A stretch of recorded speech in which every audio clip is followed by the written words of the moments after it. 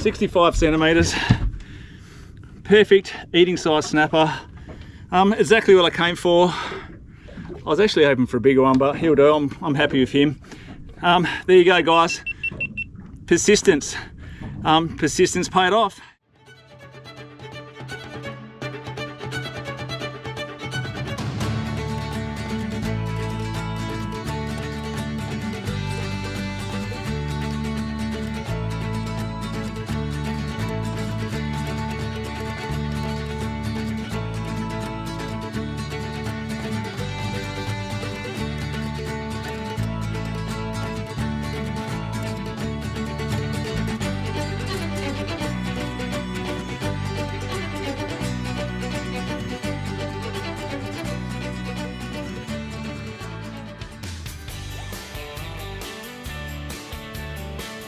Welcome to Tube Talk, where I'll be interviewing either virtually or in person content creators in the hope to learn more about the people that we subscribe to and we follow on YouTube. So my next guest is, fair to say, a pretty good fisherman. He started fishing when he was 5 and bought his first boat before he bought his first car. He's unlocked the code to catch snapper and is working on the code to catch the elusive kingfish.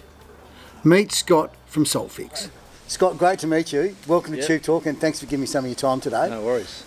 So I reckon it was probably a year ago when I first reached out to you. Yep. To do this. However, I've been dragging my feet, I think, yeah. I'm not too sure how good your memory is, but I actually reached out to you 18 months ago about something else, and we'll touch on that later on. So, oh, okay. Yeah, so I'll get your mind trying to recall when that was. Yeah, I don't know, a lot of people reach out, so it's quite a hard one. Yeah, so firstly, mate, thank you. Hope I was nice to you. Yeah, you were very nice. You're very helpful.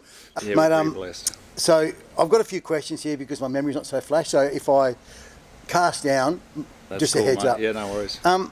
So my first question is, mate, what do you do for a living? Because you spend a lot of time fishing, so you must have a job that gives you a fair bit of flexibility. Yeah, well, I work for a local council. I started off as a bobcat operator, doing basically the verge collections, bulk verge collections.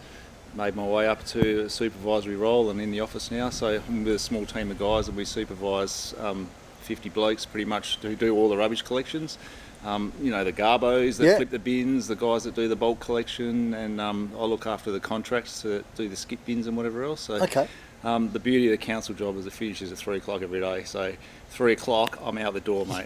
If they ask me for overtime, stick it up your ass. I don't want overtime. I'm going home. See you later. Yeah, right. And I do a 9-day fortnight as well. So I get every second Friday as a day off for me. So, Right. So yeah, that's where I managed to find the time. And you just met my wife. Luckily, she's very understanding of my habits.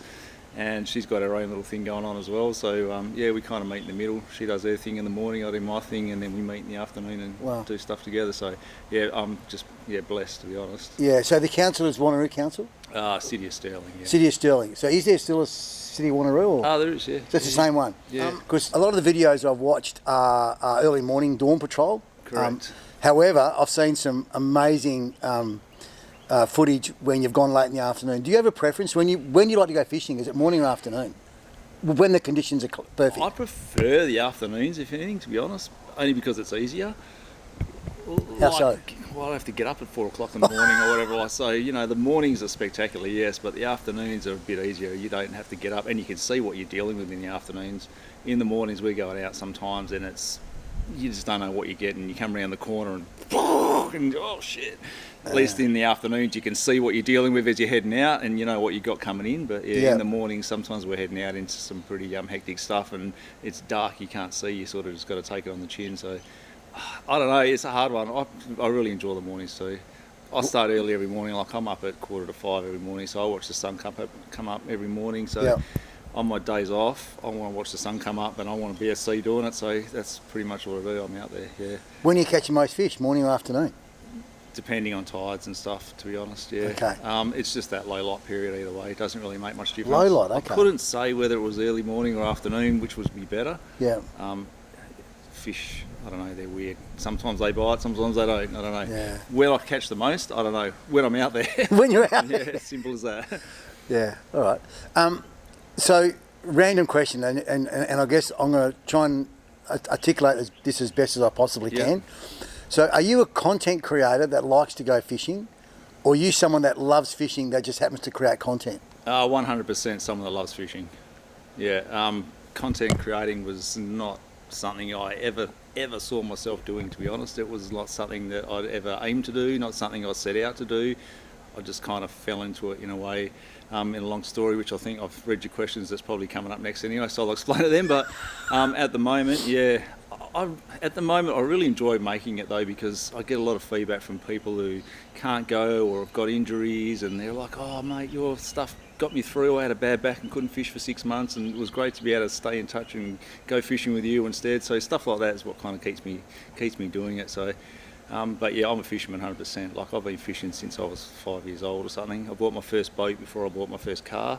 So I think I was 13 when I bought my first boat, a dinghy. And my dad used to drive me to the marina, and my cousin and I used to putt around in the marina all day on a dinghy and just spend our whole day we were just mad keen fishermen ever since then. So I was never good, like I never really was good. Pretty good now. Only for the last couple of years, I guess, and it's only because of time, because I just put in more time. 100%, like, you don't get good at stuff by doing it once a month. Totally agree. All right, when did your fishing addiction really take hold? Probably around 12, 13, I guess. My cousin, he's my best mate, my best man, and my cousin Paul, around 12, 13, he was mad keen into fishing and stuff, and he gave me a rod and a reel, like a little overhead reel, and yeah, he taught me knots, and basically we were always been thick as thieves, so every time we were together we were talking about fishing, going fishing. His dad was a mad keen beach fisherman, so he used to take us to Floreat Drain and places like that, and we'd go fishing. Then I went to Steep Point once with them on a trip with them, and then my dad had a small boat, so we'd always pester him to take us out, and early days, mate, and ever since I don't even think it's about the fishing. It never has been really. It's just about the water. I just love being near the ocean. Yeah, that's where I find my peace and quiet, I guess, if you like. Yeah, so, fishing happy time.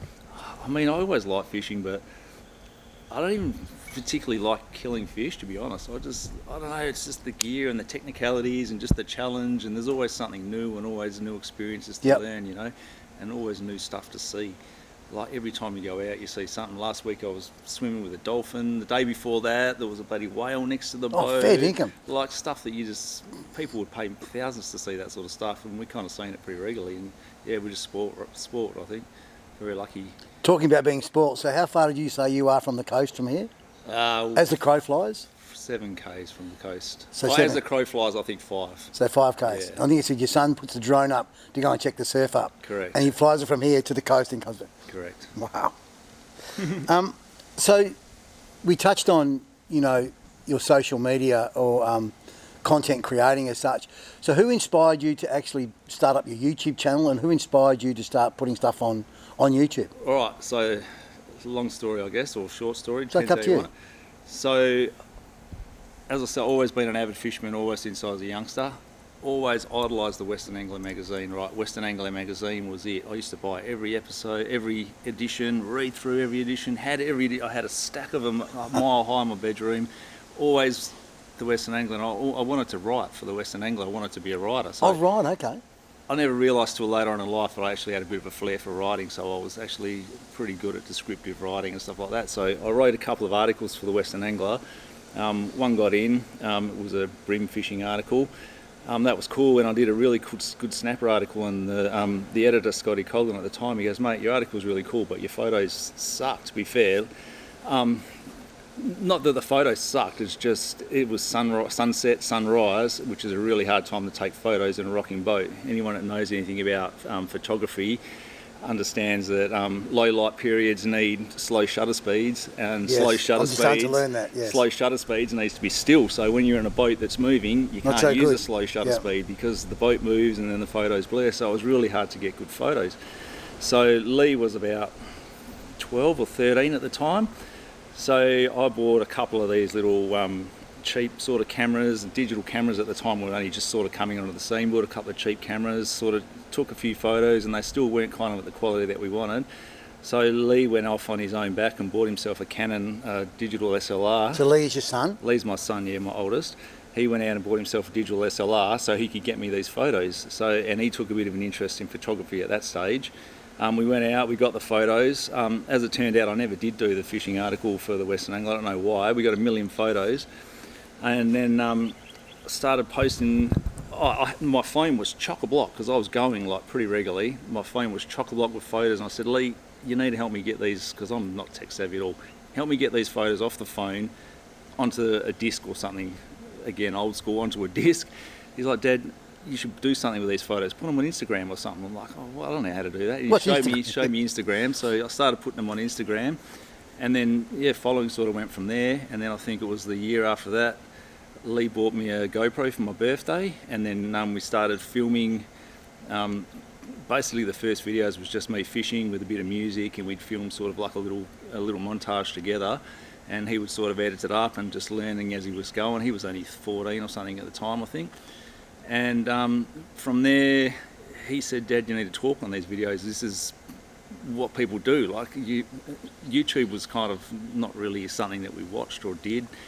Dad, you got to talk on the videos. This is how I'm like, mate. You do the talking. I'm just fishing, you know. So I just love anyway, fishing. We started and sort of just went from there, and then it's just gone from there on and on and on. So Lee inspired you. Lee inspired me, and then as I started getting into it, I could see Lee was taking a big interest in photography. He already had his own small business. He bought a drone. He was very young, 15, and he went and did his commercial drone pilot license. Wow.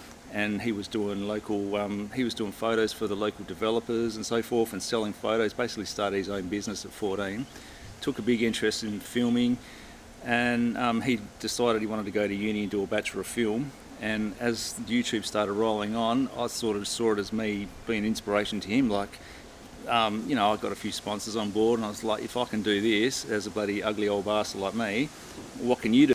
Watch me go, because I'm just being passionate about what I do. And people are coming to me, so it was basically just to inspire him, is to show him, just be passionate and don't listen to what people tell you. Do what you want to do, be passionate about it, and it will come to you. And it's essentially what's happening for him now. So yeah, the whole reason I got into it was to inspire him. Now we're doing it. Basically now I've got to do it because we've spent a lot of money on petrol, and luckily the YouTube is, pays me a little bit on and off, and it helps to pay the fuel bill. But apart from that, I couldn't afford to be going out every weekend blowing the fuel that we're blowing, that's for sure. So how many subscribers have you got now? Over 8,000, I think, just over 8,000. Just over 8,000? Yeah, it's not a huge amount. And Instagram followers? 3,000, something like that. I don't really keep track of it. No, but it sort of helps with your algorithm, and it helps YouTube giving you I don't even understand if Instagram helps YouTube, to be honest. I don't know. When it comes to algorithms, I think our vintage have strengths in other areas. Mate, I've tried so many times to crack the algorithm, whatever it is. I don't know. I don't think. I think it's a thing. I think it is a thing, but how you do it, we think really it is. I don't think so. I've got no idea. Myself and Jack, my other good friend, he does it as well. We talk about thumbnails and titles and stuff continuously, and nothing seems to work, to be honest. Yeah. I mean, you can sell yourself out and put bikinis on your thumbnail, which obviously that's going to work. But for me, again, I don't want to look like a seedy old man. It's not what I'm about. I'm about fishing. I'm not about bloody trying to sell some 15-year-old. Mate, what does 2025 look like as far as your platforms, plural? But if you want to maybe talk to YouTube, but it's clearly gone from something to, like, I think it's been going for 6 years. Is that fair to 6 or 7 years? I think 6 years. 6 years. So to have 8,000-ish subscribers in 6 years, what does 2025 look like as far as the YouTube platform? I don't know. Probably just more of the same, to be honest. Next year, I've actually got long service leave next year coming up, and my wife and I are just talking about doing a bit of a trip around the top end and whatever. So that being the case, I won't be towing a caravan. That's be towing the boat. There'll definitely be a boat come with me, so I'll be hoping to film my way around that. Myself and Lee have been talking at length. We still haven't quite figured out how we're going to do it, but we'd really love to get a catamaran and travel long distance and maybe across to Indonesia and film the whole process of doing that, and the build up of the catamaran and the whole sort of lot. So wow, that's amazing, it's a brother. pretty big budget thing that we'd have to try to figure out how we can do it, but I don't think it's impossible with sponsors and whatever else. If people got on board, I don't think it's impossible. And at the end of the day, you could always sell the catamaran when you finish. Like, it's a big outlay, but you could always flog it off when you finish. Yeah, so ideally that's where we'd like to go in the future, but you got to have a dream, you got to have something to aim for. Like I say, for me, if I can inspire my young bloke to set goals and travel towards them, then good luck to him. he can, he can carry it on for me, hopefully. Mate, look forward to 2025. So, your favourite fish to catch? Recently, I'd have to say kingfish. Yeah. Just because of the visual aspect. Right. The kingfish are just amazing. Like, you see them, you cast out the fish. So you're hunting them. You watch them follow your popper. It's visual, exciting fishing. Yeah. And then when you hook them, they're just crazy. Like, they are mad. I don't think in metro waters there's nothing else that pulls like they do. I don't think nothing else. Samson fish? Crazy. Nah, they kill Samson fish. Really? Okay. Yeah, they kill them. I've never caught a kingfish. I've never caught a Samson fish. We've seen some really, really big ones. We just haven't managed to fool them yet. I've fooled one once and got comprehensively destroyed. But yeah, we have seen some big ones. Like, we're on the verge of unlocking some really big kingfish in like super shallow water. Like, if you guys watch the video, you'll see. Yeah, I've seen you. We're in some pretty pristine sort of stuff. And I'm just trying to fool them in that water because they can see everything, like heavy leaders and whatever. You literally watch them swim up and go, yeah, I don't think so. Fair dinkum, that's smart. Yeah. Oh, yeah, they swim up and go, yeah, no, mate, try again, because I can see that. You put the light gear out, they'll eat it, but you put the heavy gear out and they just, yeah. You put the light gear out, they snap you off. You can't stop them on the light gear, yeah. In that country, you can't stop them. But yeah, on the heavy gear, they see your leader and they just like, yeah, I don't think so, good try. What else have you got? Yeah. The small ones are a bit easier to fool because they'll come in packs and and they'll fight against each other. But the bigger ones, yeah, they're a bit more clued up. I have noticed a lot of your more recent stuff. It's all kingy driven. But in saying that, I also follow a lot of your snapper stuff as well.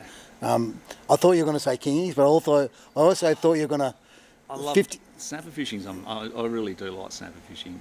There's something good about that morning, just sitting there, everything's calm, you're drinking your coffee, and the rotor starts howling. That is kind of exciting in its own way, but yeah, I don't think it's not as exciting as king fishing. Yeah, fair call.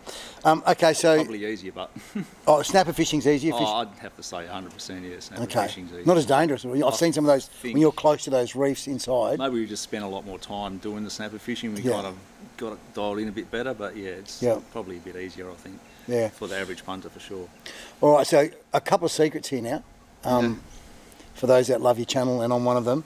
So your favourite or your best bait fish or setup.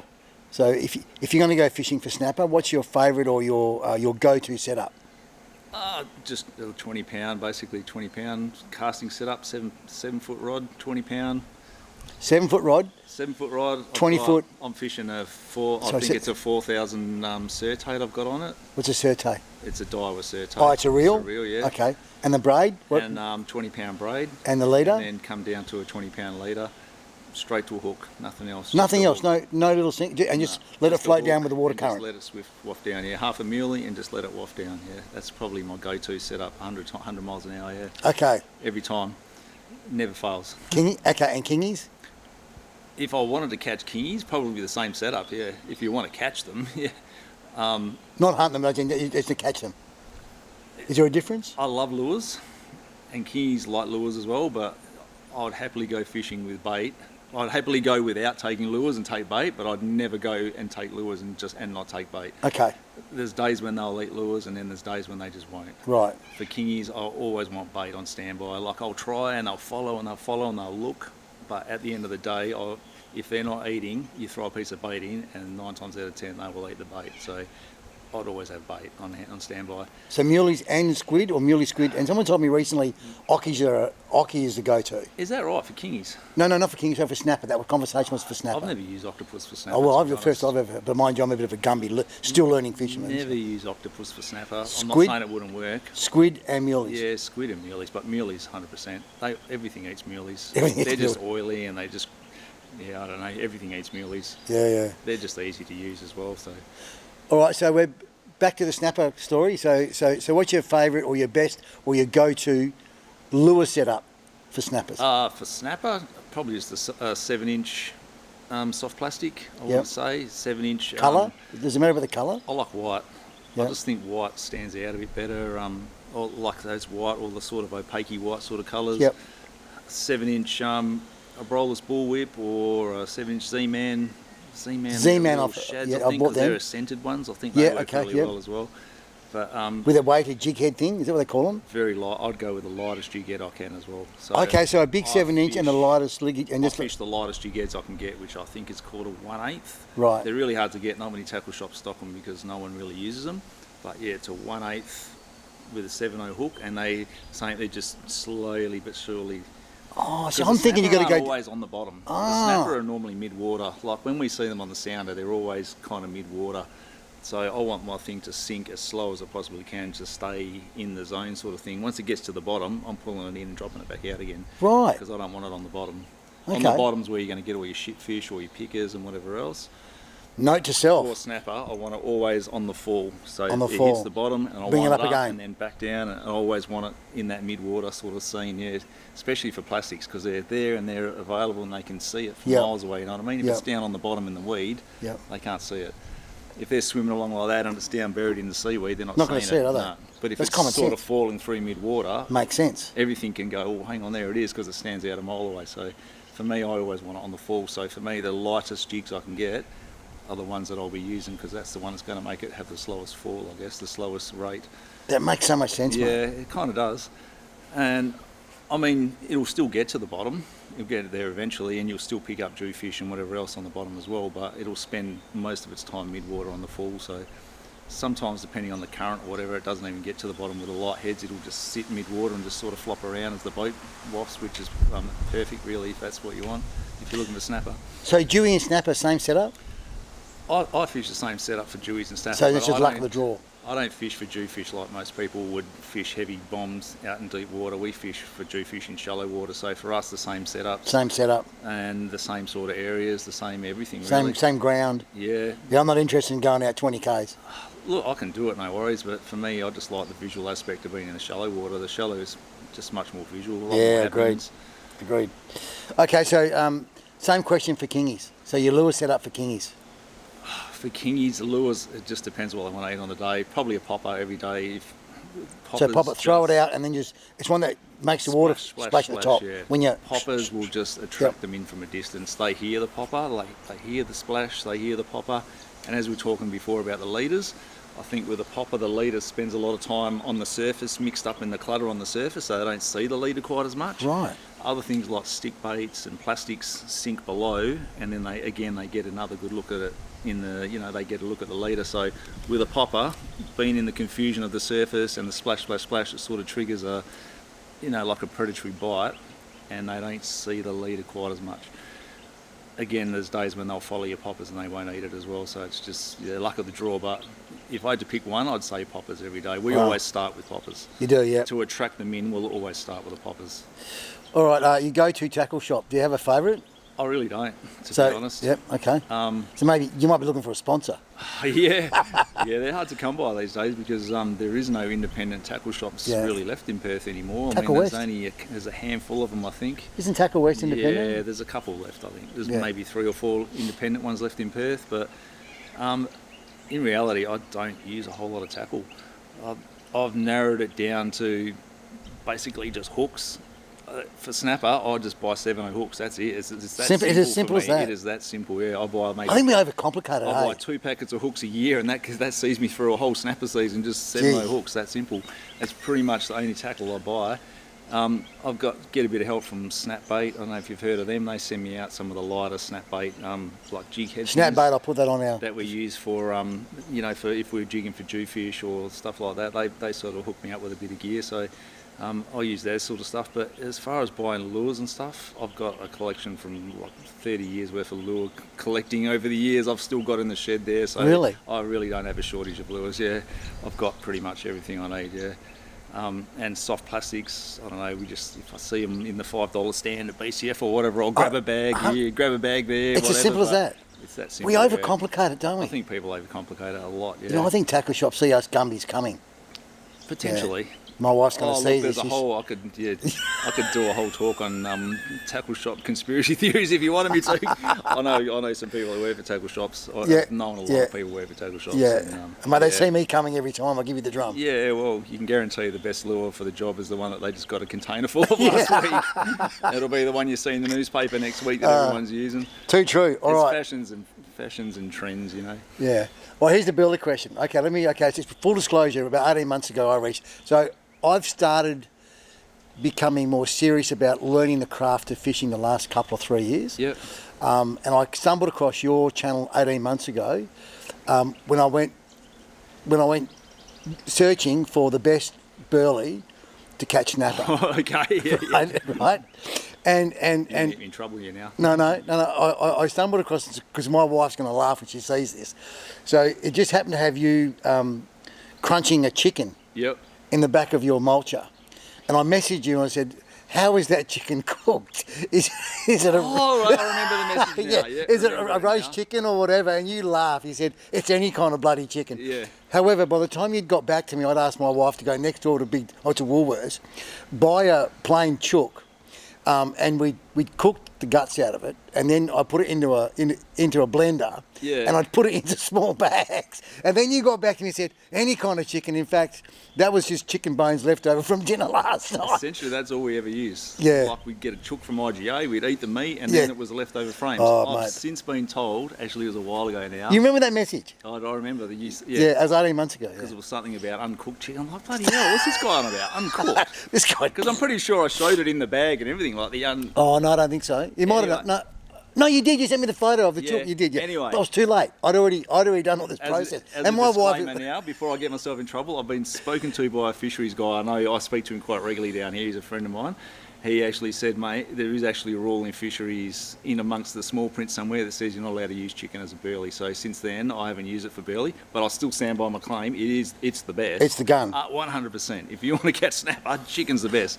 But you're not allowed to use we it. can cut that out. You're not allowed to use it. Okay, But so hey, then pasta's good. pasta's good for burley. Oh, pasta's amazing, yeah. So, Leftover cereal, anything. Okay, if so- it's food and you're not eating it, get it in the burley pot, smash it in there. that's funny.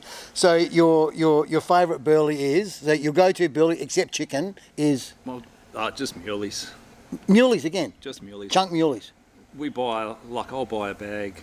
Every time I go out, I'll buy a kilo of muleys, and Jack, who fishes with me, he'll bring a kilo. We'll probably only use half of that. Whatever's left is always half defrosted and screwed by the time we finish anyway. That's your burley. That's burley for next time. So Yep. I've got a freezer out in the shed there that smells pretty ordinary because it's full of like half sucked bags of muleys. That's my burley for next time. That's my burley for next time. That's another interesting conversation with our wives, isn't it? Yeah. The burley fridge. Yeah, the burley fridge is not popular. No, Never is.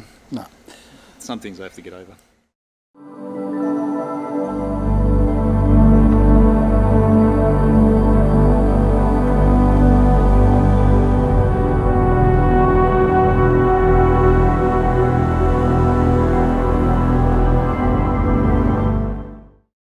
All right, so we've learned how to catch the fish. We've learned how Not to with chicken. not with chicken. I was only eating the chicken, honestly. That was my It lunch. just happened to fall in. Yeah. Do you have a favourite fish that you like to eat? Oh, you got to go with jewfish. I don't know. Lately, King George whiting. King George whiting's pretty good, but a bit of jewfish is pretty hard to go past. Okay, so Jewfish Jew is your is favourite go-to. Probably jewfish. But yeah, King George whiting is up there too, I would say. I mean, we're talking local fish. Yeah, for sure. Availability, I'd say jewfish every time. Okay. Small jewfish. Small jewfish. Yeah, the big ones, I don't think are that good. I think they're overrated, the big ones. Yeah. I think they get a bit, I don't know. So jewfish over above It's snapper. like us, we get a bit old, we get a bit tough, and we don't taste as good. Yeah, fair Same call. with the snapper as well, yeah. The smaller ones The are small always ones. better. Yeah, I'd rather have like a 60 centimetre one than an 80 centimetre one. Yeah, right. Any day of the week, yeah. The snapper gets a bit funny after it gets to 80 centimetres, the flesh goes a bit brown.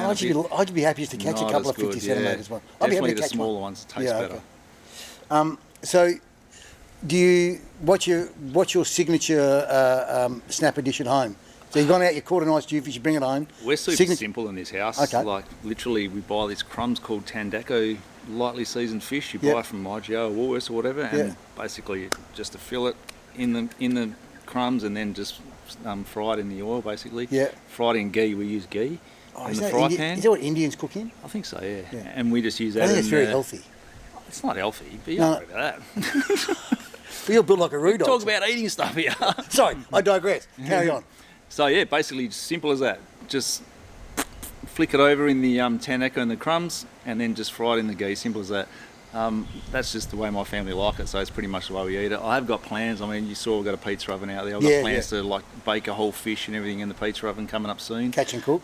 So far, the pizza oven's only been there for a little while. We haven't had a chance to do it, but that'll be on the menu for sure. But yeah, I'm not a chef, so I don't try to get fancy. I can do simple, no problem, and everyone likes it. If I go fancy and no one likes it, well then I'll feel like I wasted my time. What's the acronym? Keep it simple, stupid. Simple as that, pretty much. Yeah, I like it. Or like a simple beer batter. Yeah. Just whip it up. Too easy. So you've mentioned a few times crew that go fishing with you. So predominantly, who are the dudes that we always see in the back of your boat fishing? Predominantly Jack. Son number one. Oh, no, he's not my son. My son's Lee. Lee. He's the one with the long. Lee's the one with the long red hair. That's your son. That's my oldest son, Lee. Yep. And Jack is another fellow I just met on Instagram a few years ago. Seemed very keen, and then one day I met him down at the marina and he was fishing off the rocks, and I sort of sat down with him for an hour, had a chat, and then he'd never even fished from a boat at that stage, and I could just tell he was super keen, you know what I mean? Like when we talked, we just clicked because he was mad keen, and invited him out, and from there onwards we've been kind of thick as thieves the whole way through because he's just super keen, mate. Like there's not once, I think in maybe 3 or 4 years I've been fishing with him, not once has he let me down where I've rocked up at 4 o'clock and I've had to sit around and wait for him. If I say let's be there at 4, lights go on, he's there at 3:30 trying to catch bait off the jetty. He is like that keen. Wow. We're coming back and the boat's rocking like this and he's out there scrubbing the deck, and he's just like the ultimate decky mate. So he always gets a Guernsey basically just because he's keen. And my son Lee, like I always go with my boys if I can. My youngest bloke Zane, I used to take him out a lot when he was younger, but he's lost himself to the online scene at the moment with his friends and whatever else. He's only 12, so he's more worried about his social life and everything. But I know he'll come back. He'll be back. He was born with a salt and he'll be back. I know he will. So I'll let him do his thing for now. And I know Lee did the same. He sort of disappeared for a while and fell off, and now he's back stronger than ever. So I'm pretty sure Zane will be back. And then my cousin Paul, you'll see him on there occasionally. Like I said, I've been fishing with him since we were 5 years old. Yeah, so if he rings me, I'll cancel everyone else. Paul, he knows he's got a Guernsey. All he has to do is call, and he's got a berth every time. Like I'll cancel whatever's happening. Bang, we're going. Sorry, Mum and Dad, no dinner tonight. I'm taking Paul fishing. He comes if he says we're going, I say no worries, let's go, because we've just been best mates for so long, and I know he'd always do that for me as well. So. But yeah, unfortunately, he lives quite a way south of the river, so we don't really see each other. We don't really fish together as much. For him to get to my house for 4:30 to be fishing means he's getting up at 2 o'clock, and it's just a bit awkward. Yeah. So it's always a little bit awkward, but we still get out a couple of times a year together, which is great. So yeah, good. He always gets a Guernsey. I get so many people that just want to come fishing. So many people messaging me, take me. Look, I just kind of. It's not that I don't like people, but I just question people's motives a lot of the time. Like I don't think they really just want to come fishing with me. It's just they just want spots. Essentially, they just want spots and knowledge, and they don't want to come with me for the right reasons. Learn the journey. You got to learn the journey, yeah. Look, if I meet you, exactly like Jack, if I meet you, I'll sit down, we have a chat, and we kick it off. No worries, but I'm not going to just invite some random stranger out of my boat for 6 hours, and I'll be stuck out there going, who's this idiot? You know what I mean? So 100%. For me, I want to know you first before I'm taking you out, and you've got to kind of earn your place, I guess, if you like. I'm not like the higher echelon of fishing or anything like that. I'm just an average bloke, but I don't want to be stuck on I don't know if you've ever been on charter boats, but I've been out, and there's always that one guy that you just like, sort of thing, you know. And you just wish they weren't. And I've been in the past, I've had blokes on my boat. I've been burnt as well, where people come out and next minute I'll go out next week and there's a boat sitting right where we fished last week, and then they go the next week and there's 2 boats there, and I'm like, okay, so I think the way you actually provide advice, whether it's studying your sounder or the type of ground or whatever, is more than, and you do that for your whole audience, and I think that's a pretty cool thing for relative newbies and beginners, so to speak.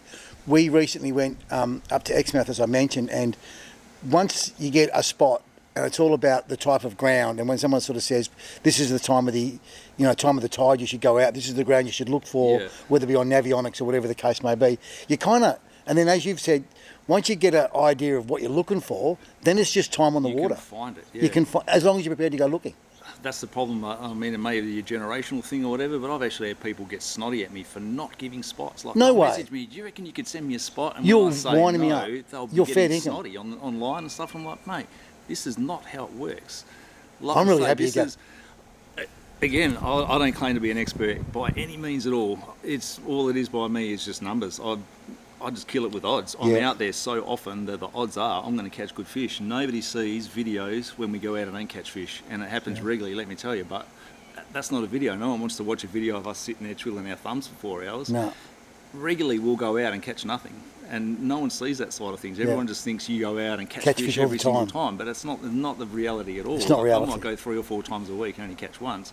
Hey, yeah, that's my video on Sunday night. Everyone watches and it goes, oh, you kill it, but it's not the truth. The truth is we spend a lot of time out there catching nothing too, just like everyone else. You've got to put in the time. You've got to learn. I mean, like I said, I've been doing it 5 years since I was 5 years old. I had a boat at 13. I've spent my hours Learning the craft, what to look for, learning what Yep. makes this stuff work. And you can't teach that to someone else. You need to be able to feel it, to be honest. Yeah, I know yeah. that sounds like some hippie bullshit, but No, I think you're spot I on. can literally go out and I can feel if it's going to be on.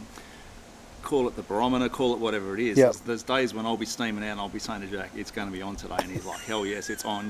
You can feel it, mate. You just know if it's certain It's like conditions. the fish whisperer. I can just visualise you now sitting on the back of your boat, which you just recently did, legs crossed. Yeah, that was a bit silly. Anyway. Look, again, But you've been a for hippie. snapper, 100%. There's conditions when I'll go out and I'll go, it's going to be on today. I'll look at the colour of the water. I can feel that humidity, and I'll go, it's on. And I just know by feeling, you know what I mean? And people can't teach you that. You just have to. And again, you got to drop and go. I know if people have to work and they can't do that so often, and some days I'm at work and I'm crying because I'm like, oh my God, The weather's perfect. it's on, and I'm crying at work. But you know what? I was going to my boss, mate, I've got to leave an hour early today, and he's a fisherman too. He's like, yeah, I think, he goes, didn't you have an appointment or something? Like, yeah, that's right, doctor's appointment. Got to go see. Yeah, we can cut that bit out, by the way. Yeah, no, it's all good. Hey, step me through your new boat journey. I think you picked up this new boat, I'm going to say about a year ago, give or take. 2 years now. Is it 2 years ago? 2 years, October, yeah. So the decision to select this boat, to design this boat, and another question in amongst that question is are you an ambassador for this particular boat manufacturer? Yeah, I'm an ambassador for Oryx boats, yep. Yep. I had the old Fraser boat that I had Great for West a long Australian time. boat. Great little boat, unbelievable. But it was a 25-year-old boat. It was starting to show some signs of being old. The outboard, I had an old 2-stroke. It was smoky, so I'd been talking online to Oryx Boats about doing a refurb of the Fraser. So I was going to basically strip it back to nothing, refurb it, reglass it, maybe thicken it up a little bit, put a new floor, the whole lot, sort of go hard on it, and put a 4-stroke on the back. And I went down and spoke to Alan at Oryx Boats, and I said, look, this is what I'm looking at doing. And he's like, mate, you can do it. No worries, we can do it. But he goes, it's going to cost. Like, and when we started looking about how much it was going to cost, it started to be a bit inhibitive. So I was like, look, I can't afford that at all. So essentially, I went back to the drawing board and I thought, well, what we're going to do is probably just look at buying something a little bit bigger, like upgrade. I always wanted a Hayes Hunter. That had always been my dream boat. Are they Queensland boats? Yeah. Yeah, okay. When I was a kid, I'd always wanted the Haynes Hunter. It had always been up on my fridge, and it was always a dream boat. So I started looking around at Haynes Hunters, but again, they were all 25 years old, and they were all getting a bit long in the tooth and whatever. And because Lee had been doing a bit of photography and doing some photo shoots for Alan at Oryx Boats as well, I got invited over to Rottnest one day to do a photo shoot with the Oryx Boats. We took 3 brand new boats over there, and Lee did the photo shoot and thing, and I got to ride on the boat. And the minute, like halfway across the Rottnest, I said to Lee, I said, I'm getting one of those. And he goes, you can't afford that. I said, I know I can't, but we're getting one. So many conversations backwards and forwards, and I ended up sweet talking the wife a little bit. I'm not going to say I didn't spend more than what I was supposed to, because I did, but it's easy to ask for forgiveness after. You're never going to get permission to start off with. But to her credit, she understands me. I don't spend money on beer or smokes or gambling or anything like that. The only thing I spend money on is fishing, and she's like, if it makes you happy, that's the only thing you do, like, go for it. So we just went for it, and Yeah, I don't regret the decision at all, to be honest. Since then, I've got to ride on quite a few different boats. Oryx do a couple of different brands. Lee's been doing some shooting for a couple of other brands around the local area as well, and I've got to ride on a few other boats, and yeah, I don't regret my decision at all. I'm really happy with it. No, it's a good looking boat. It's really opened up a lot more stuff that we wouldn't have been able to do with a Fraser. Just the sheer weight of it, and just the ease that it travels in choppy conditions, you know. Yeah, great. Loving it. Yeah, no, good story, mate. Okay, going back to YouTube. Question I ask all the people I interview is your favourite 3 content creators? Favourite 3 content creators? It don't have to be in any order. Just your go-to where you're sitting on the lounge. I watch a lot of stuff, and some of it frustrates me because you can just look at them and they're fake. And I'm like, this guy, he's carrying on like a peanut. Oh my God! And I'm like, where's the level of authenticity? That's not real. Yeah, it's not real. And like your content's good and everything else, but that's not who you are. So I kind of like the more real stuff. So I think we talked about Giddo a little while ago. Yeah, Giddo's awesome. Giddo now, I've never met the guy, but he just seems to me like a down-to-earth sort of bloke. And man, he sends it. Like, dude, when you're abseiling down a cliff to sleep in a cave overnight, like to me, hands down. And Giddo, mate, he deserves 1 million followers because he really goes to the next level to get his fish. So Scott, I've been fortunate. I actually interviewed Giddo and talk about this guy's got 240,000 odd subscribers. Yeah, he deserves more. Humble and authentic, and just a nice guy. And that comes across loud. Absolutely. And when you sit down with the guy, and you know, he commented on our trip up north. Hey mate, did you catch any fish? You know. Oh, he's just an awesome guy. Okay, so Giddo, and we both follow Giddo, Giddo, I think it's amazing. Yeah, he's very underrated. I think he deserves more. Yeah. I think if the US market get hold of him and see what he's doing, he's gonna go because they look at him and go, wow, look at this guy. Yes. He is the epitome of the crazy Aussie, but he's not that. Like he's down to earth and he's genuine. So I think he'll probably. I feel like the American market kind of like that over the top sort of thing, anyway, really. But yeah. Number two. I like Rocket Kit. I don't know if you've ever seen him. He lives over east. He started off doing kayaking videos, and now he's got a small little Staby craft. Or Rocket one word? Kit, yeah. Rocket Kit. Rocket Kit. 2 words, 1 word? 1 word, I think. Okay, Rocket Kit. And he does like camping trips to the islands off Queensland and stuff like that. And again, just a down-to-earth sort of bloke. Doesn't hype stuff up. Just goes about his business. Just talks like he's just having his day out sort of thing. And I kind of like his stuff because it's just easy to watch. Number 3. Number 3, I like Pelagic Pursuit, and I mean that's all part of the Morning Tide crew. Brooksy, Briggsy, all their videos, they're all kind of the same sort of deal. But Pelagic Pursuit. I just love to see, like, it's all filmed over in Queensland on the Great Barrier Reef and stuff, and it's just like it's pretty amazing, and they do get some really good stuff. Like some of their shots that they get of GTs hitting poppers and slow motion stuff, it's pretty amazing to watch. Oh, I think I know the one you're talking about. And they have a lot of drone stuff. I think they just recently won a competition. Oh, I know the one you're talking about now. I've seen that. They won some big competition last year. BCF put some money up for the best creators in Australia or something. Fishing creators? The Top Water Invitational or something. Okay. And they won 100 grand or something on that. But mate, their footage, they deserve Next it. level. They go pretty hard. But they're full-time creators, so I think if you're for a full-time creator and you don't have another job to do as well, it probably makes it that little bit easier to get the content. Yeah. If you're still working full-time, it's pretty tricky to be able to bring out a video, even just one video a week, is pretty tough. Like it's not easy to be able to bring that out every week and keep it flowing, sort of thing. It's pretty tricky. Can you describe your most popular content? Now, I hope I've explained that properly. So, out of all the stuff that you put up, what type of content gets the most views? I think the Snapper stuff people like the most. The Snapper stuff, yeah. The Snapper stuff, and the Snapper stuff where I explain, like you've spoken before about the sounder and what I'm looking for and stuff like that. The educational stuff, yeah. Everyone wants to catch a snapper, and it's really not that hard, but it's just, you've got to learn what to look for. I'm no expert when it comes to sounders. Look, I still run my sounder in auto. Like, I don't tune it in or anything. I'm running it in auto, but I know what to look for. And that's just simply hours on the water. Like, I've spent hours and hours. I know what sand looks like. I know what reef looks like. I know what fish, and I know what bait looks like. So that's just hours of driving around staring at a bloody screen like this, going dizzy. That's the only way you learn it. Yeah. Since you were 5 or 12, sort of studying. Yeah, well, sounders weren't quite what they were now.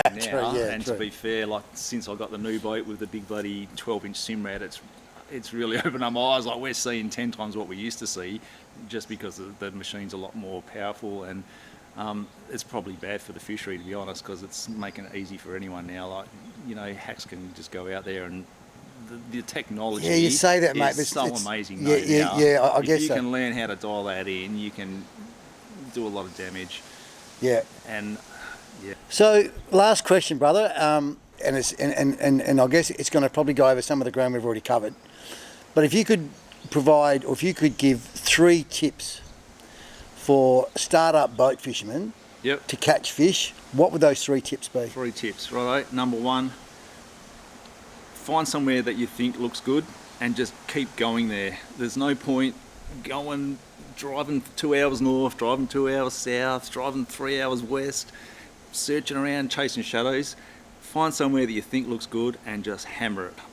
Go there, keep going. Once, there was a bommy out here recently. I used to fish with my young bloke Zane when he was 5 years old, so we used to tuck in close because he was 5 years old, didn't want to go far. And there was this one bommy, and I went there for probably 3 months solid to this same bommy, maybe 3-4 times a week, as often as I could, because I knew I was going to catch a snapper there. Eventually. And I just never did. I went there 3 or 4 months in a row, and eventually I caught a snapper there. But by going there every single day, I learnt to see the small details that you don't see by going, hey, there's seaweed there today, that wasn't there yesterday. Hey, the temperature's up at 1 degree today, it was down yesterday. Hey, it's overcast today, it wasn't yesterday. Small details like that, I started to notice the difference because I was going there regularly to the same spot. If I was going here or there and everywhere, I never would have seen those details because you're somewhere different every day. Okay. It got to the point where I was going there regularly and catching snapper there, and it's still probably one of my prime snapper spots. It's about 100 metres off the beach, and I'd get snapper there. I can literally drive up to it and go, not today, or yep, today it's going to be on. You really are the fish because now I've gone to that spot so many times. I can look at it and go, yeah, it'll be all right today, or no, it's not going to be all right tomorrow, or whatever. Simple thing is, hey, there's a big rack of seaweed on the beach over there. It's going to be on, because when the rack of seaweed's there, the herring are there, because the herring are on the beach because the seaweed's there, and the snapper are coming in to eat the herring. Small things like that you just don't notice if you're travelling all over the world. So, number 1 tip, find somewhere and just go there. Consistent, Keep consistent. Going there. Yep. Pick a patch, a ledge of reef or whatever, 500 metres long. Learn it. Zip up and down there. Keep going there. Fish there. Work your way along, work your way back. Get to know it intimately. There's grass there, there's rocks there, hey, there's a bommy there, hey, there's something else there. You get to learn it intimately, and you'll learn that, hey, that's a dead zone, that's a fishy zone. The bait always holds there, but it doesn't hold there. If you don't go in there, you don't sort of learn that sort of stuff. If you go there regularly, you'll go, hey, there's always bait there for something. Why is there always bait there, but it's not there? If you're not there regularly, you don't see that sort of stuff. And stuff like that's how you find spots. Because now I go, well, hey, there's always bait there. That's a spot. Because otherwise, there's bait there for a reason. I don't know why it's there, but it's always there.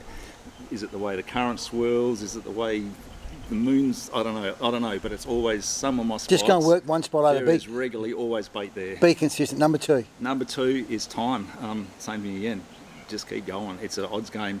You don't buy a football and play the grand final the next day. You don't buy a boat and start slaying or Jew fishing the next day. You got to train, you got to spend the time, you got to put in the hours. It's not what people want to hear in today's society. They want the magic pill. Everyone that messaged me, can you give me a spot to help me out? No, there is no magic pill. Magic pill is time, and unfortunately, it's a bitter pill to swallow because you got to be old and grumpy before you learn. Number 3. Keep it simple. I think. Do you know what? That's something I've picked up today. Keep it simple. So simple. What did you say? 20 braid. 20 pound braid, 20 pound leader, and single a 7 hook. hook. Simple as that. That's it. That's all you need. Keep it simple. The more you start complicating shit, the more they And mate, I see do. I tell you. I'm sure plenty of others do. Like heavy leaders and some of the stuff I see people casting out, I'm like, wow, really? Like, do you think fish are that stupid? Like, really? Come on. Like, if you can see it and it's clinking and shining and flashing, well, it's pretty obvious. It's all those swivels and stuff that I've got to nah. Don't worry about it. Since they've introduced braid, like the whole line twisting is pretty much a non-event since braid came into the thing. So swivels are kind of a non-event now, unless you're fishing like, silvery lures that spin. if it's just a hook and a piece of bait, line twist is pretty much a thing of the past since braid's been introduced. Like, I don't have any issues with it at all. I just fish braid straight, knotted straight to a leader. Yeah. I haven't used swivels for years. The only time I don't even use swivels, I use a clip. If I'm changing lures for kingfish, Yep. I'll use a clip just so I can switch lures in and out quickly. Yep. Like if they're not eating this, I'll switch it to another one. But that's just like a clip, not even swivel. So keep it simple. That's as simple as that. Scott. Too easy, mate. Mate, well, I thought it was going to be interesting, but you've blown my mind. Really interesting. Thank you so much. That's all right. I kind of figured that you were a good bloke when we were chatting, and getting to meet you, you're very authentic. Thank you so much. No, thank and you. there's no wonder you've got so many subscribers and so many viewers. Yeah, hopefully I can get some more and pay for more fuel. Thanks very much. Thanks, guys. Bye for now. Hope you enjoyed my interview with Scott. Fair to say he's a fairly authentic fella who has no problem in imparting his knowledge and his skills to catching fish. Thanks for watching and bye for now. Hey, thanks for watching. If you enjoyed